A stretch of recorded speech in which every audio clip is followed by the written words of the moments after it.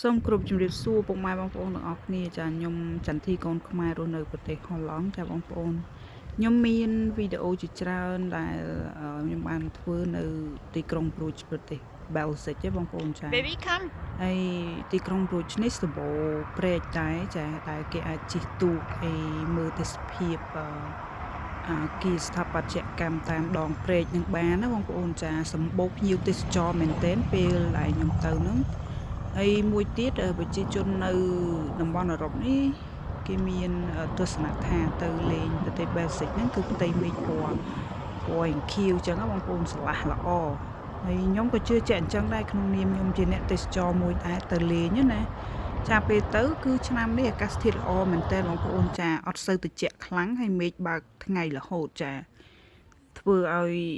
អ្នកទេសចរហ្នឹងចូលចិត្តមកលេងអញ្ចឹងណាបងប្អូនហើយផ្ទះគេស្អាតសំណង់អគារគេស្អាតជាប់មាត់ព្រែកហើយអឺខែក្តៅគឺរឹតតែតាក់ទាញភ្ញៀវទេសចរទៀតបងប្អូនចានេះដូចជានៅស្តៀងនៅអ៊ីតាលីដែរណាបងប្អូនចាគេមានព្រែកមានអីអញ្ចឹងទៅហើយមានស្ពានមានអីអញ្ចឹងណា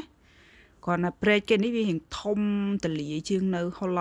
ង់ព្រែកគេរៀងតូចល្មមឯងបងប្អូនចាអរគុណបងប្អូនជំរាបលាសុខសប្បាយចា